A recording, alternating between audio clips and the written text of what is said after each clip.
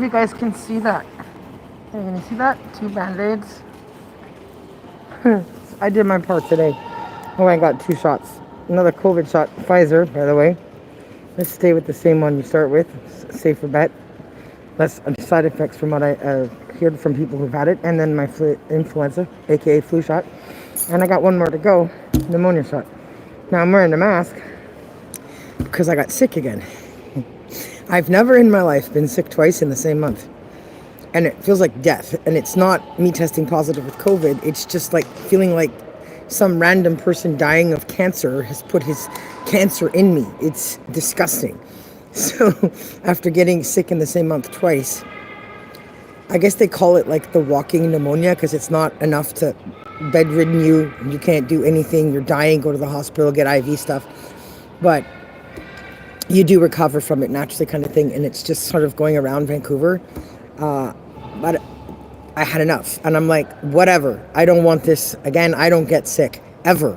So never getting sick and then suddenly getting sick twice in the same month where you like your lungs are like, bleh, like do something about this. So I made my appointment and got both my shots today.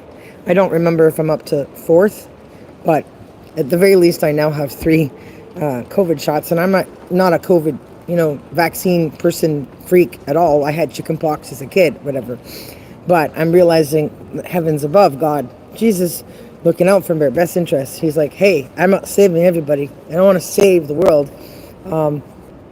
But I do want to save some people I love. And so he made me sick twice to sort of get my head veering towards keep yourself well. But I always get well really quickly. Like it never lasts long. Boom, less than 5 days and up and running and back to normal. Because I know how to eat right? Drink vitamins, orange juice, electrolytes, the green teas, the herbal teas. I just never, right? My immune system's so strong, it just, nothing stays until this time. And after going down twice, I'm like, okay, I must be getting older. I'm going on 50 in January, by the way, confession. It must be a thing. So I finally got these 2, and now I'm going to take a look at getting the pneumonia shot. And apparently the pneumonia vaccine's been around like for gobs of time. Back in 2003 when my mom was working at a special place in security where they do all kinds of lab tests on medicines and stuff. They were giving her the pneumonia vaccine then. So I have not had that all this time. But my uncle, he passed away last year, 2 years after a heart attack that I had not been told about at the time. So I never even got to see him. We didn't get to have a turkey dinner together. And all the years I spent practicing turkeys because of my beautiful childhood memories of turkey with my grandmother and my uncle and my mom down the toilet because I didn't know. Anyways, last year he passed away from pneumonia. And of course I knew about the vaccine by then. So, sorry, I swallowed air. Talking about my uncle. I could have told him to take his vaccine. Pneumonia vaccine. And he wouldn't have had to die. Too soon. He was too young. Just in the 70s. So I didn't get to say goodbye. So now I've lost my stepdad from colon cancer. He had the kind that was like the most curable kind. Again, not going to doctor's appointments, getting checked. My mom not taking him being on the toilet in the bathroom for long periods of time seriously enough to encourage and push and take him to get checked. He also had a heart attack and had a blood transfusion, and I think he got like Hep B or something before we had all 3 vaccines for people. And then he passed away from colon cancer 2 years later anyway. And of course I lost my grandmother from just old age. She survived through being a child of a father who came home from World War I and was sick until he passed away, 14, and then she was in World War II, met my grandpa there. She's been buried in a veteran cemetery, but with 9/11 and basically the World War III that we're in now, what you call Civil War, making the economy and everything so expensive. And then, of course, the release of the COVID virus, the hypothesis that, people want to get rich off of sickness or to take over the world, aka some sort of form of communism, whatever, theory, has hit the planet. And that also has made the economy and everything exponential and impossible for people to afford. And this year in Vancouver, we have the postal workers on strike because the $25 an hour, basically most of them are getting, is not enough to live. They can't pay off their mortgages, in other words, because their houses are worth so much money. So yes, they have enough credit. Yes, they have good enough jobs to buy these houses, but no, they're not going to live or be well enough to pay off those houses and be able to enjoy retirement. So I've decided I want to do something about it. So I'm here at the library tonight, and I just wanted to update people because I've been off the air and making videos for a few days.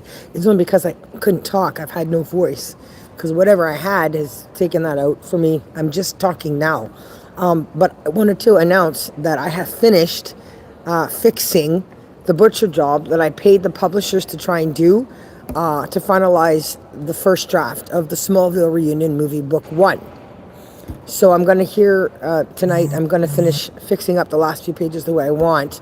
And then the Microsoft publishing copy of Smallville Re-Union Movie Book 1 will be done officially according to my standards and what I want. And then all I have to do is number the pages, the index of the chapters. And then it just needs one more read through, which I'll have somebody else do so that I don't have to worry about missing it. Somebody else can find whatever last little thing there might be. But other than that, I think it's good to go. Then I will have to work with somebody, a graphic artist, to work on the cover for that first book and then find ways to self-publish. And then moving on to step 2 is doing the audio recording, when I get over this, of that first book for the Smallville Reunion 2-part series, and then start to promote and announce and look for artists local here in BC or Canada even, who want to make money, because we need money to keep our economy going, because we're all struggling so much that it's kind of ruined the holiday season, because no one can really afford to do anything. So I mean, if the postal workers are on strike and you can't send packages anywhere, that's sort of like a big sign that we need to do something to make change. So I want to make movies. Now, I've had You've Got Mail 2 finished for over a decade, since I was 38. And I gave a copy to the head office in Ottawa, and they lost it, the manuscript, in the building somewhere, conveniently. And now they're on strike, and I'm over here in Vancouver. So I realized the time for the making of the movie was about the timing for what's going on with the economy and the cost of living. So I'm going to push to promote that. So the other thing I'm going to do here today is I'm going to take out the pilot. I'm going to pull out pages 47 to 70, which talks about a very pivotal, important opening portion of You've Got Mail 2 here in Canada, where they come to from New York for their vacation in the summertime. And the scene from that goes from Vancouver to Winnipeg. So it's just awesome, fun, and for all ages. So I'm going to work on that, hand that in, hopefully meet with somebody with that. And if all goes well and all this promotion starts with this movie stuff, then I can help people earn enough money in the making of this stuff to pay off their mortgages. So that'd be like an early Christmas gift for next year. So I'm going to do my part to be a superwoman, and to be a super Canadian, and the great neighbor next door, and trying to make a difference in helping make things better for us post-COVID. So after taking my 2 shots and my post-COVID thing and my comment today, I think I will leave you all on that note and go inside and start working on everything I came to the library to do, and I will keep you posted with the videos in shorts on how everything's coming along. Thanks for watching. I haven't forgotten about you guys. I just need to recover my voice. Moving forward from here, I'll be back with more information, so stay tuned on the updates. Peace out. Bye.